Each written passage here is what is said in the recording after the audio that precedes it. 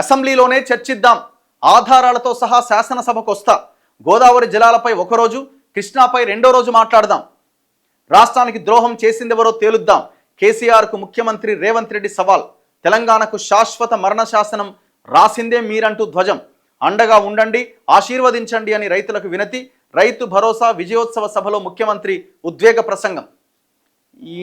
ఆయన రానే రాడయ్య బాబు అంటే నువ్వు ఆయన అసెంబ్లీకి పిలుస్తావు, అసెంబ్లీకి రా అంటుండు కేసీఆర్ని.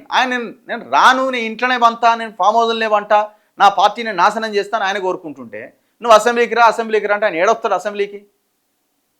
అసెంబ్లీకి వచ్చి మిమ్మల్ని ఫేస్ చేసే ధైర్యం లేదో, లేకపోతే ఆయన ఈగో హట్ అవుతుందో. మొత్తానికి నన్ను అపోజిషన్లో జనం కూర్చోబెట్టిరు కాబట్టి నేను ఇంట్లోనే వంతా అంటుండు. మేమేమంటున్నాం అంటే ఆ పదవికి రాజీనామా చేసి పడే, గజ్వేల్ ఎమ్మెల్యేకి, ఆ శాసనసభాపక్ష పదవికి. నువ్వు ఎమ్మెల్యేగా ఫెయిల్, శాసనసభాపక్ష నేతగా పార్టీని ముందుకు తీసుకెళ్లడంలో ఫెయిల్. ఆయన ఫెయిల్ అని తెలిసి నువ్వు మళ్ళీ రా అంటే ఎట్లా రాడు. ఇప్పుడు ఆయన మీద గన్ను పెట్టి నువ్వే చేసినావు, మొత్తం శాశ్వత మరణ శాసనం లెక్కించినవని మీరు కూడా తప్పుకోవడానికి వీల్లేదు కదా. మీరు చేయాల్సిన పని కూడా మీరు చేయాలి. కృష్ణా జలాల వాటాని సాధించాలి, ప్రాజెక్టులు మన కృష్ణా జలాల మీద ఆంధ్రప్రదేశ్ ఎట్లా నీళ్లు దోసుకుపోతుందో దాని మీద చర్చ జరగాలి, మనము కట్టుకోవాలి. గోదావరి బనకచెర్ల మీద కూడా డిస్కషన్ జరగాలి. మీరు చంద్రబాబుని ఆహ్వానించడం కాదు, చంద్రబాబుని మనం లైన్లోకి తీసుకురావాలి, నిలబెట్టాలి రోడ్డు మీద.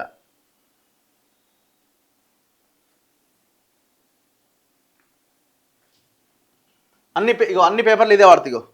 కేసీఆర్ దమ్ముంటే అసెంబ్లీకి రా, తెలంగాణ ద్రోహులెవరో అక్కడే తేల్చుకుందాం,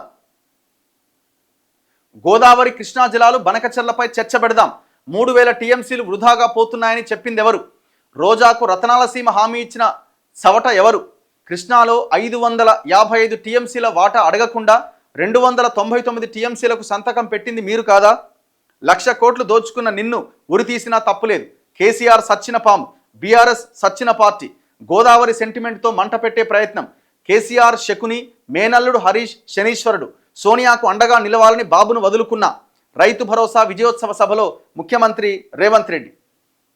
ఇప్పుడు 1,00,000 కోట్లు దోచుకున్న నిన్ను ఉరి తీసినా తప్పులేదంటుండు. ఉరి తీయాల్సిన అక్కర్లేదు, 1,00,000 కోట్లు తీసుకురా అని మేము అడుగుతున్నాం. వదిలేయండి, ఉరి తీసుడు ఇవన్నీ మాట్లాడడానికి చాలా గొప్పగా ఉంటాయి, కానీ కేసీఆర్ని పవర్లో నుంచి దించడము ఒక భాగము, పవర్ పోయిన తర్వాత తిన్నది కక్కించడం రెండో భాగం. ఆ రెండో భాగంలో మీరు 1% కూడా ఇంతవరకు సక్సెస్ కాలే. మరి ఏం చేద్దాం దీని మీద యాక్షన్ ప్లాన్ ఏది అసలు? నేను ఇంతకుముందు చెప్పిన చాలా డీటెయిల్గా ఏం జరుగుతున్నది రాష్ట్రంలో అని. వాళ్ళు కబ్జా చేసిన భూములు మీరు వాటాలు పంచుకుంటున్నారు, క్లియర్గా ఎవిడెన్స్తో సహా చెప్పిన నేను. ఎక్కడెక్కడ ఏ డీల్ కుదిరింది, ఎట్లా మీరు మాట్లాడుకున్నారో కూడా చెప్పిన. చివరికి కేసీఆర్ కొడుకు కేటీఆర్ బినామీ కంపెనీల మీద కూడా మీరు ఇంతవరకు యాక్షన్ లేదు. ఏం జరుగుతున్నది? ఇవన్నీ మాట్లాడి ఏం లాభం? మళ్ళా 10 ఏళ్ళు అధికారం కాంగ్రెస్దే. ఇప్పుడు పార్టీలో పనిచేసే వారికి వచ్చే టర్మ్లో ప్రభుత్వ పదవులు, పెరిగే సీట్లతో మరిన్ని అవకాశాలు, 18 నెలల పాలన స్వర్ణయుగం, టీపీసీసీ నూతన కార్యవర్గానికి రేవంత్ దిశానిర్దేశం అట. అంటే పనిచేయర్రి, 10 ఏళ్ళు పనిచేసిర్రు, మళ్ళీ 5 ఏళ్ళు పనిచేయర్రి, మళ్ళీ గెలిస్తే వచ్చేసారి ఇస్తామంటుండు. ఇప్పుడు రావట ఇక పదవులు, మీరు మాత్రం పంచుకోదినండి.